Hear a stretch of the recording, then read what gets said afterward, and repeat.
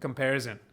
So if there's some piece of news that's like, oh, this startup is really successful, and doing really well, your body automatically reacts and says, well, why am I not doing so well? Right? And that's an automatic reaction. Okay, first let's understand, how did my body react to this? Let's do a little bit of a postmortem of trigger to what happened. So that's helped me a lot. Right? Wouldn't be possible if I didn't have access to this knowledge, which everybody does, and I highly recommend it for everyone.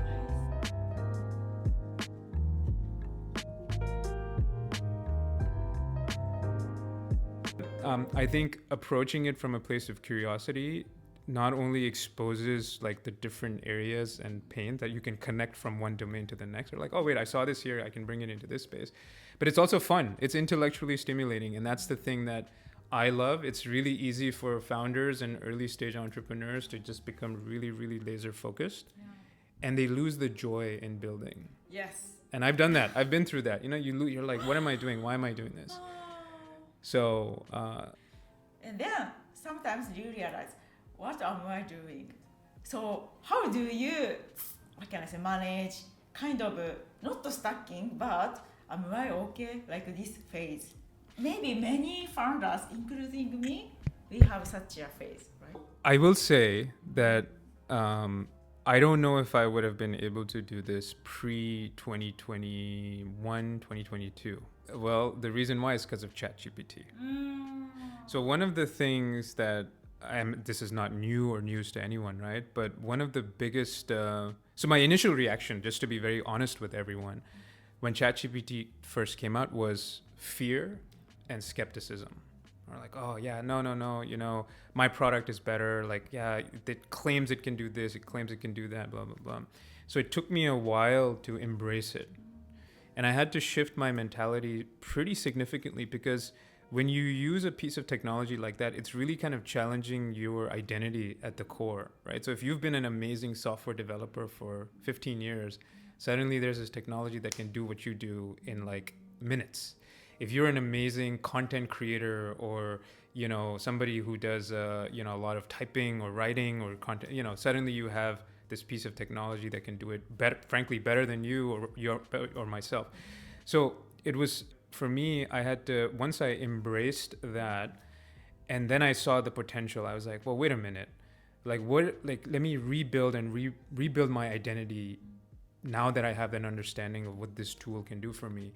And again, for me, an important part of my identity was going back to the thing that I personally enjoy and love, which is being curious and learning. And what's been amazing is that, if I have offset a lot of tasks to a bunch of AI technologies and AI tools, what it's freed up is space in my brain to go and do the thing that I love, which is learn. And again, this is the part which I think a lot of founders, they may not even be aware, but the most exciting journey when it comes to starting a company for a lot of early stage founders is that initial learning phase, which is when you're talking to people and you're understanding their pain. And so ChatGPT has gave that, the introduction of that tool in my life, and then as part of my company, made it possible for me to step back and feel comfortable stepping back and saying like, oh, you know what? Yeah, I'm always reassessing and reevaluating and myself to say, okay, this is now my new set of strengths and my new set of weaknesses, because a piece of technology can do this and stuff like that.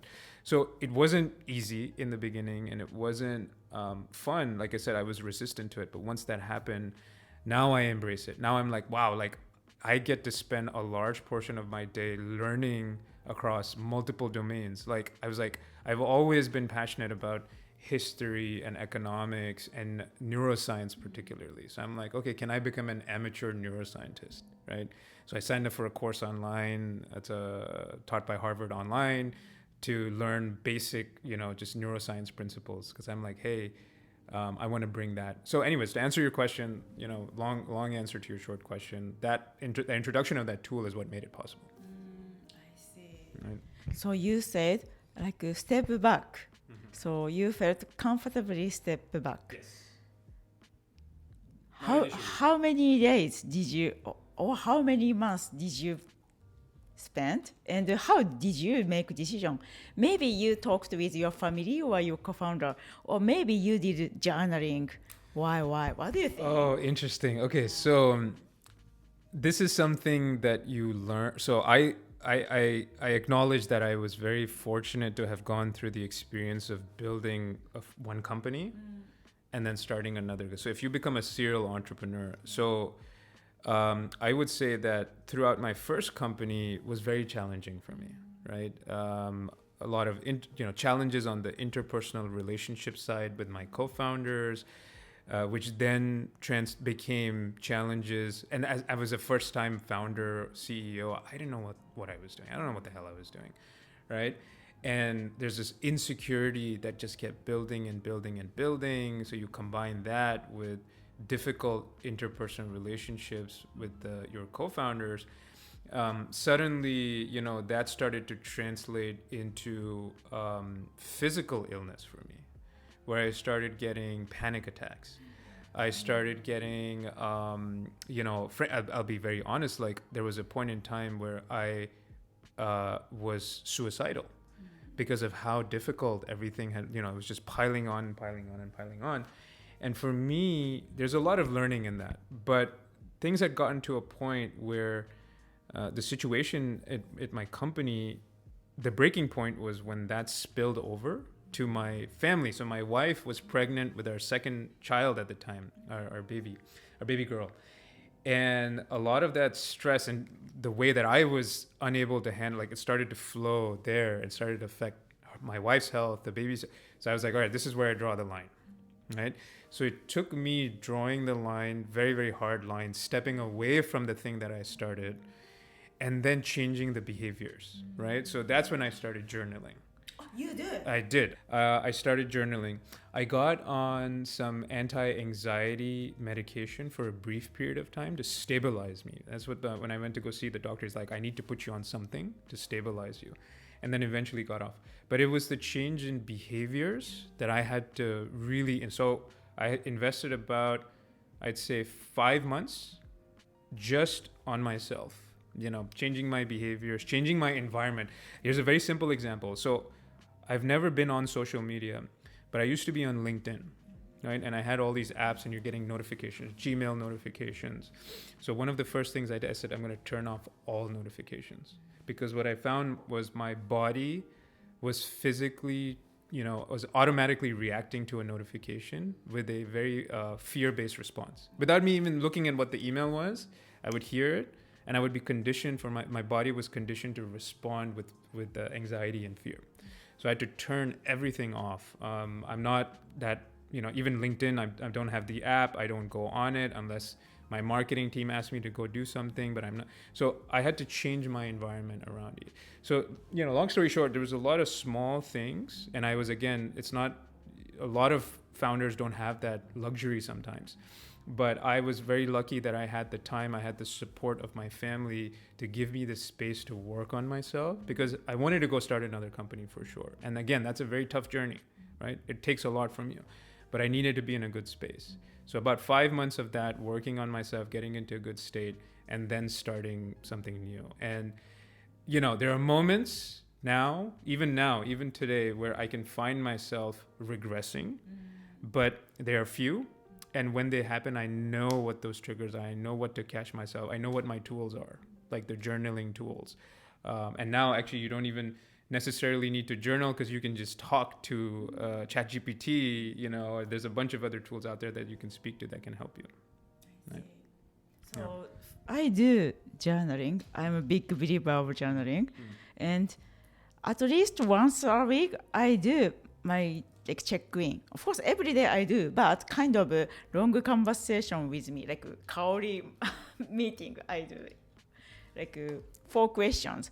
How are you, Kaori? Everything okay? And second, do you have any pain point? Yeah. 3, how can we solve this problem? And lastly, 4 is, okay, let's do. And if we cannot solve this problem, like pause or plan B, like this. I love it. I love it. So I did something a little bit different. So for me, there was a point in time where I was starting to get really anxious at the pace at which AI was moving, right? Because it's like, wow, every 6 months there's a new model that comes out that's better. So it was creating a lot of anxiety for me. Again, going back to my insecurities if I have them, or just creating a lot of just existential fear for myself, because I'm like, I had so much of what I do is part of my identity. So because of that trigger, I started to go really deep into, well, I got to figure out where everything is going so I can control my reaction to it. So I really started going deep into understanding how the human brain works. Right? So I started taking these neuroscience classes, because now my prompts, my cognitive behavioral therapy prompts are now oriented around, like, I ask the agent, ChatGPT, hey, I'm feeling this way. Tell me what's happening in my brain. Tell me all the chemicals that are firing in my brain. Here's why. Because a lot of times that creates a feeling of relief, because you're like, hey, it's not necessarily me, it's my body, the evolution, it's an evolutionary response. But so I can see, okay, this part of my brain is reacting this way. Oh, the medial prefrontal, so there's a part, I'll give you an example, part of your brain called the medial prefrontal cortex, which helps you socially assess your position in the society, comparison. So if there's some piece of news that's like, oh, this startup is really successful, and doing really well, your body automatically reacts and says, well, why am I not doing so well, right? And that's an automatic reaction. So going deep into understanding how my brain functions when these types of situations, that helped me refine my cognitive behavioral therapy kind of routine. So now my questions they started very similar to yours, which is like, hey, how are you doing? How do we solve this problem? Is this reality or not? Is this true or not, right? Okay, first let's understand, how did my body react to this? Let's do a little bit of a postmortem of trigger to what happened. So that's helped me a lot. Right? Wouldn't be possible if I didn't have access to this knowledge, which everybody does, and I highly recommend it for everyone. Anyway, thank you so much for wonderful wisdom today, Ashar. Thank you, Kaori. Thank you for having me, and thank you to your viewers. Yes. If you want to reach out to Ashar, so LinkedIn or like website is better. What do you think? Website, obviously, and my email is usher@bountyhq.com. So if anybody wants to reach out, please feel free to do so. As I mentioned, I intentionally turned off LinkedIn and my social media. I don't actually have no other social media, but yes, please email me. Sure. Okay. Please reach out to Ashar. Bye bye. The 3 key takeaways from the conversation with Ashar, part 3. 1. See the forest, not just that tree. Many founders get rather focused on one small problem and lose perspective. Ashar emphasized that curiosity helps you zoom out, connect lessons across different domains, and keep the bigger picture in sight, bringing back both joy and creativity to building. 2. AI as a tool to refining identity. Ashar admitted his first resisted ChatGPT out of fear, but later embraced it as a partner. By offloading routine work to AI, he freed up space for learning and growth, even diving into fields like neuroscience. His message: let technology expand who you are instead of threatening who you have been. 3. Mental health requires boundaries and tools. From panic attack to burnout, Ashar was candid about the toll of startup life. What saved him was drawing hard boundaries, changing his environment, and practicing tools like journaling and therapy-inspired prompts. He reframed setbacks as signals, pivoting that caring for your mind is just as vital as scaling your business. Okay, thank you so much for watching our episode today. We hope this conversation will help your future and career. If you like it, please subscribe us and give your like. Thank you so much. Bye bye. またね。チャオ。